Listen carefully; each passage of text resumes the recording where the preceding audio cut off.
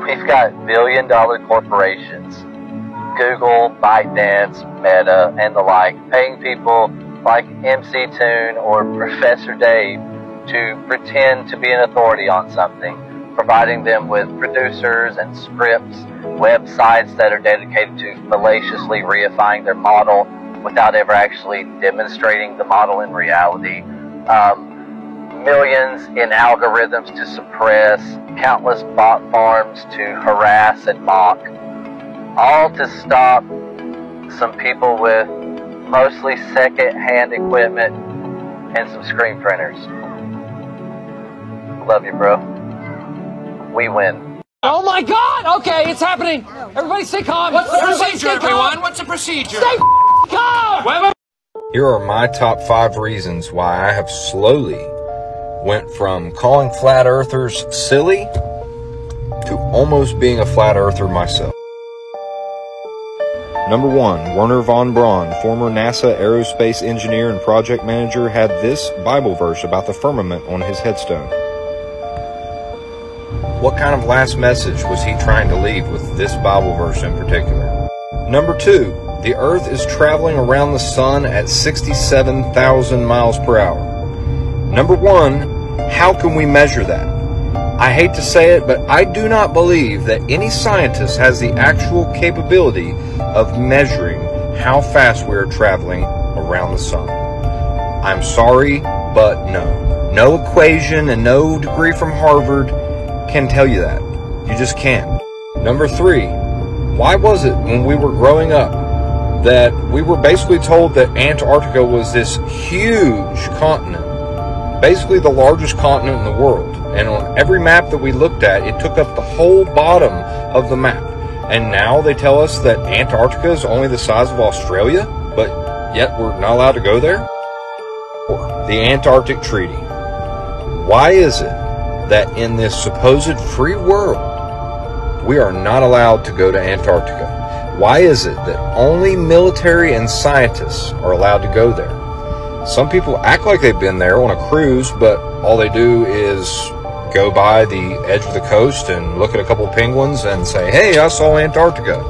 But and number 5, the fact that countless pilots have all said that they believe the Earth is flat, and they have admitted that they do not ever account for any curvature whatsoever, that they just fly straight.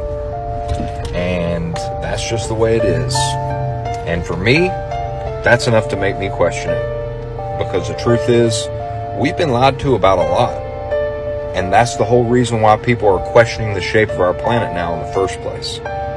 So maybe if our government and, the world government was more transparent about things sometimes, then maybe we would feel more confident in what they're telling us about the shape of our planet, everything about our universe, where we're at in space and time, etc. But for me, I'm starting to lean a little bit toward the flat side. People can actually watch this footage and believe it's real. Houston, we've had a problem.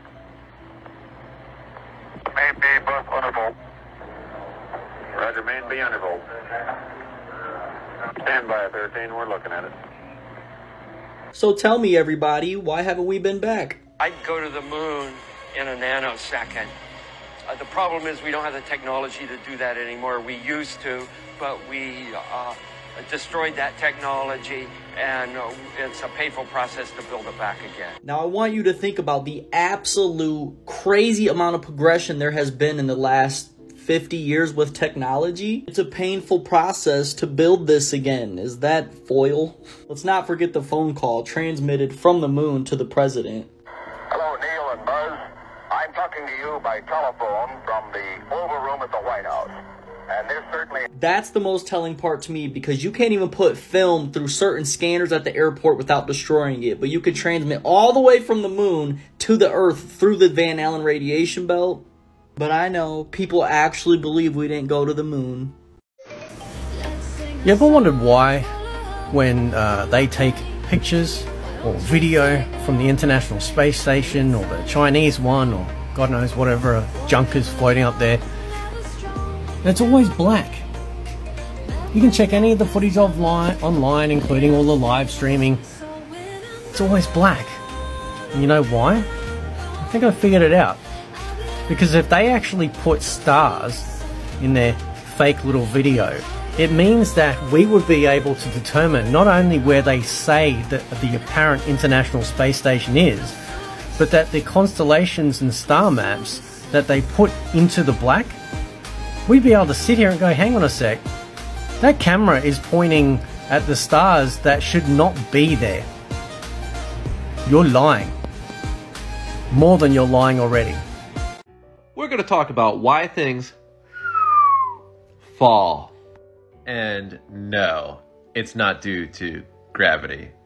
And for those of you who have lives who don't study this stuff all the time, well, gravity is actually not a law, it's a theory. And in fact, leading astrophysicist Neil deGrasse Tyson says that he doesn't even know how it works. Just look up the interview. Okay, truth be told, you don't believe in gravity? Well, go jump off a bridge. And I'm here to tell you that I would fall if I so jumped. But it's not due to gravity. So then why do things fall? Or why do they rise? And the answer is simple. God created the physical realm we live in. And he did it with building blocks, or the elements. He assigned them weights, protons and neutrons. And there's also electrons, which bear almost no weight. He put these elements in a finite, enclosed realm, a topographical plane with a firmament above. Genesis 1. We live in a three-dimensional world. There's width, there's height, and there's depth. Each of these elements has an atomic weight. And when the weight is combined with volume, and mass divided by that volume, creates density. Density becomes buoyancy when it's involved in a water or fluid environment. And this explains why things actually fall. Any object will be surrounded by a medium that will either be heavier or lighter than that object, creating a delta or a change in density between the object and its surrounding environment. The greater the delta or change between those density differences, the greater or faster the fall. You also have to take into account wind resistance, friction, other sort of forces, if you will. But all of these forces are related to a physical environment. They're not some magical force that's making water stick to a spinning ball. There is no spinning ball. They say the Earth's gravity is so strong it keeps the moon tidally locked 218,000 miles away. But a butterfly can flap its wings freely. Ooh, the devil's got you with that big lie. So shake off the lies, deception, and confusion. Really, we live in a simple realm. God made us to love each other, to love Him. He made us to be at peace and to have reverential fear for Him. But He's got us. He's got us in the palm of His hands. It's a great thing. Man, the devil wants to just confuse y'all. Turn him away with Jesus. Do most of you guys know this guy and this guy? Well, if you don't know who they are, let me explain. Captain Cook and James Clark Ross. These guys proved that the Earth was flat. Let me show you how. But before we get into that, let's talk about Antarctica. So they're saying that the shoreline of Antarctica is about 11,200 miles. Its coastline is almost about 11,200 miles. So back to this guy and this guy. What they did was they circumnavigated Antarctica. So let's just read what it has to say. Many explorers, including Captain Cook and James Clark Ross, however, in attempting Antarctic circumnavigation took 3 to 4 years and clocked about 50 to 60,000 miles around. Let's just think about it for a minute. So I'll put our thinking caps on.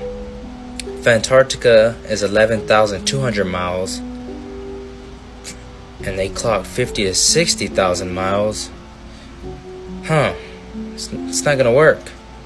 It doesn't work on this model. It works on this model though. 50 to 60,000 miles around. And the reason I haven't heard of them, and probably you haven't heard of them, is because no other than public schools. Don't you love it?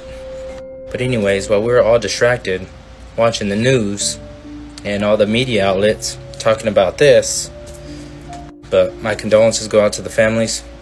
We all know when all the media outlets get together and start talking about the same thing, maybe there's something else going on that they don't want us to know. But here's some stuff that flew under the radar. First, the Pentagon accounting error provides an extra $6.2 billion to Ukraine. Also, they just approved Bill Gates' lab-grown synthetic meat, approved for U.S. public consumption. Shout out to my boy Optimic Prime for finding that Gil deGrasse Tyson interview that I've been looking for. If you do the math, Earth on the sky, seen from the moon, is 16 times larger than the moon in the sky as seen from Earth. Full Earth on the moon is not only 16 times larger, it is also 3 times more reflective than the moon. So that means full Earth seen from the moon is nearly 50 times brighter on the moon than full moon is on Earth. Ah, God, the moon has it so much better than we do. It's like you could sit there, I mean, to watch an Earthrise on the moon is just like so much better than what we get. So the interviewer messes up in this interview and says the words Earthrise, which is the name of this photo that contradicts what he just said, and Neil deGrasse Tyson just starts stuttering and loses it. Yeah. So you're talking about people. Yeah. So you're talking about people. So the interviewer has to think on his feet and say moon people and get the conversation as far away from this as possible. Lunar beings. Yeah, lunar beings. Have it real good. Moon people.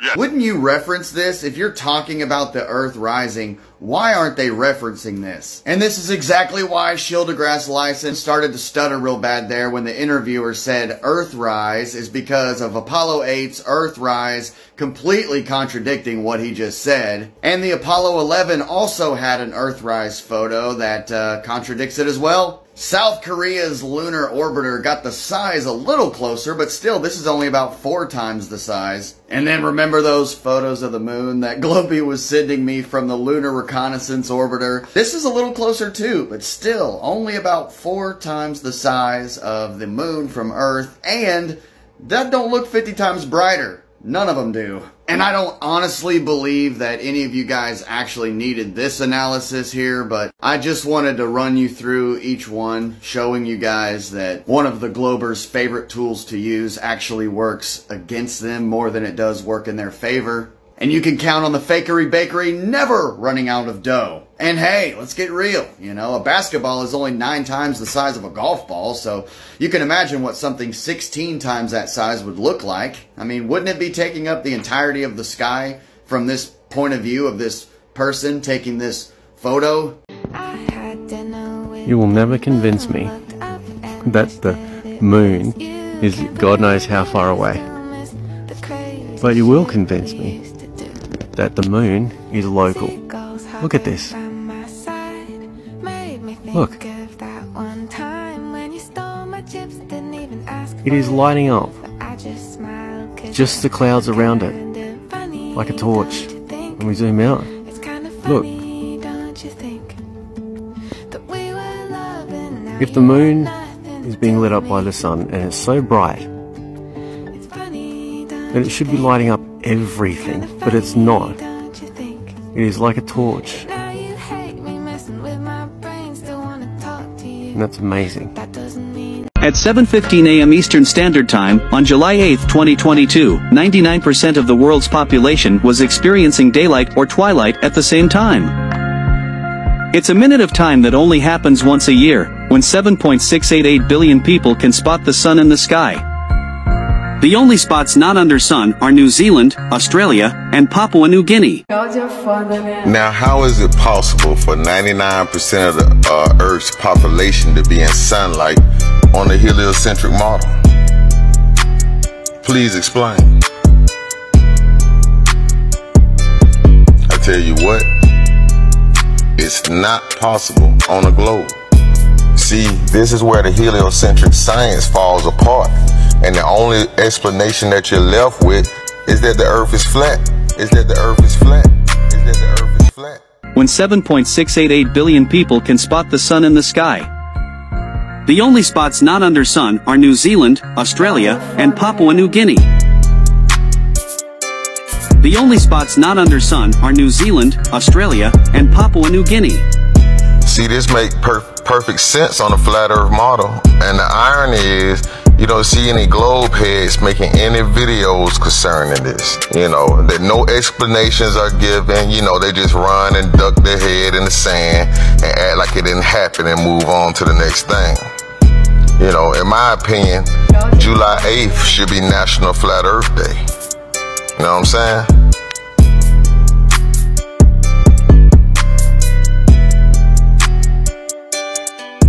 You know, in my opinion, July 8th should be National Flat Earth Day. You know what I'm saying?